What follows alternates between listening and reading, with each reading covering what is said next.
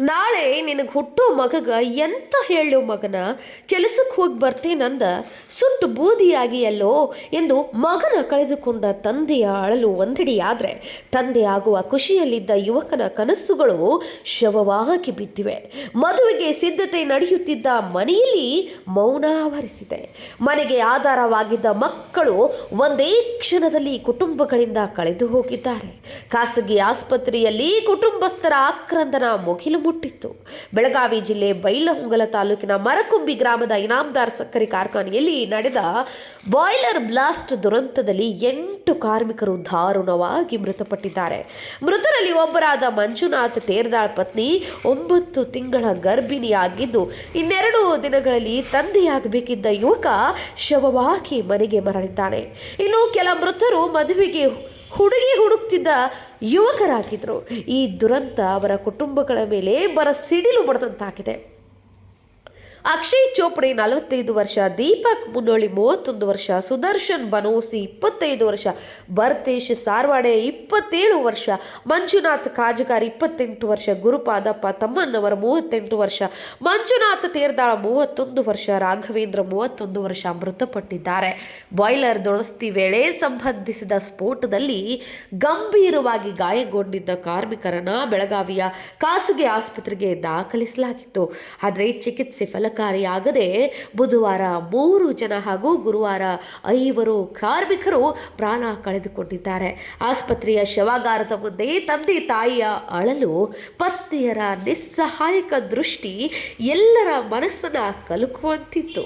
ಮೃತರಲ್ಲಿ ಒಬ್ಬರಾದ ಮಂಜುನಾಥ್ ತೇರ್ದಾಳ ಪತ್ನಿ 9 ತಿಂಗಳ ಗರ್ಭಿಣಿಯಾಗಿದ್ದು 2 ದಿನದಲ್ಲಿ ತಂದೆಯಾಗಬೇಕಿದ್ದ ಯುವಕ ಶವವಾಗಿ ಮನೆಗೆ ಮರಳಿದ್ದಾನೆ. ಇನ್ನು ಕೆಲ ಮೃತರು ಮದುವೆಗೆ ಹುಡುಗಿ ಹುಡುಕುತ್ತಿದ್ದ ಯುವಕರಾಗಿದ್ದರು. ಈ ದುರಂತ ಅವರ ಕುಟುಂಬಗಳ ಮೇಲೆ ಸಿಡಿಲಿನಂತೆ ಬಡಿದಿದ್ದು ಕಾರ್ಖಾನೆಯವರ ದಿವ್ಯ ನಿರ್ಲಕ್ಷ್ಯದಿಂದ ಅಮಾಯಕ ಜೀವಗಳು ಬಲಿಯಾಗಿರುವುದು ದುರ್ದೈವದ ಸಂಗತಿಯಾಗಿದೆ. ಅದ್ರೊಳಗೆ ನಮ್ಮ ಬ್ರದರ್ ಇದ್ದಾರೆ, ಮಂಜುನಾಥ್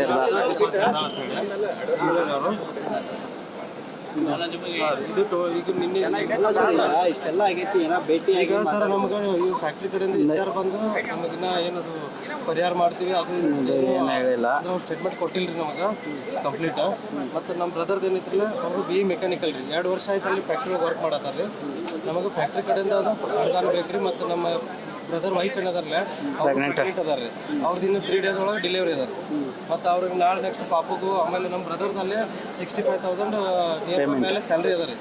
ಅವ್ರದ್ದು 65,000, ಅವ್ರದ್ದು ಈಗ 30 ಏಜ್ ಅಂದ್ರೆ ಮತ್ತೆ ನೆಕ್ಸ್ಟ್ ಅವರು ನಮ್ಮ ಜನ್ರೇಷನ್ಗೆ ನಮ್ಮ ಪಾಪಗ ಅವ್ರಿಗೆಲ್ಲ ಪರಿಹಾರ ನೋಡ್ಕೋಬೇಕಂದ್ರೆ ಅದ್ರ ತಕ್ಕಂಗೆ ಅವರು ಮತ್ತೆ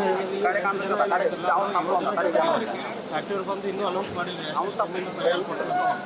ಇನ್ಶೂರೆನ್ಸ್ ಇದ್ದಿದ್ದು ಅದು ಸೆಕೆಂಡರಿ. ಫ್ಯಾಕ್ಟ್ರಿ ಕಡೆ ನಮಗೆ ಪರಿಹಾರ ಸಿಗಬೇಕು. ನಮ್ಮ ಬ್ರದರ್ ಏನಿದಾರಲ್ಲ ಮೆಕ್ಯಾನಿಕ್ ಅದಾರ ರೀ, ಅಲ್ಲಿ ಎಲ್ಲರೂ ಕ್ವಾಲಿಫಿಕೇಶನ್ ತಕ್ಕಂಗೆ ಅವ್ರಿಗೆ ಪರಿಹಾರ ಸಿಗ್ಬೇಕು ರೀ. ಈಗ ನೀವು ಎಕ್ಸಾಂಪಲ್ ನೋಡಿದ್ರೆ ಅವ್ರು ನಮ್ಮ ಬ್ರದರ್ದು 65,000 ಸ್ಯಾಲ್ರಿ ಐತ್ರಿ. 65,000 ಸ್ಯಾಲ್ರಿ.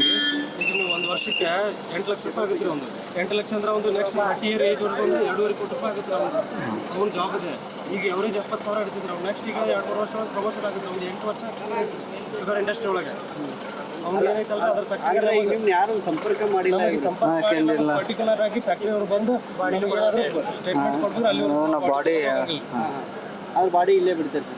ಇಲ್ಲೇ ಇರ್ತೀವಿ ನಮಗೆ ಸ್ಟೇಟ್ಮೆಂಟ್ ಕೊಡ್ಬೇಕ್ರಿ. ಏನಾದ್ರು ಅವರು ಪರಿಹಾರ ಮಾಡ್ತೀವಿ, ಇನ್ಶೂರೆನ್ಸ್ ಇರುತ್ತೆ ಅಂತ ಅದು ನಮಗೆ ಹೇಳತ್ತಾರೆ. ಬಹುತೇಕ ಜನ ಹೇಳತ್ತಿದ್ರು, ಯಾರಿಗೂ ನಮಗೆ ಮಾಹಿತಿನೇ ಇಲ್ಲ, ಸಂಪರ್ಕನೂ ಮಾಡಿಲ್ಲ. ನಿನ್ನೆ 3 ಗಂಟೆಗೆ ಏನೋ ಫೋಟ್ ಆಗಿದಲ್ರಿ.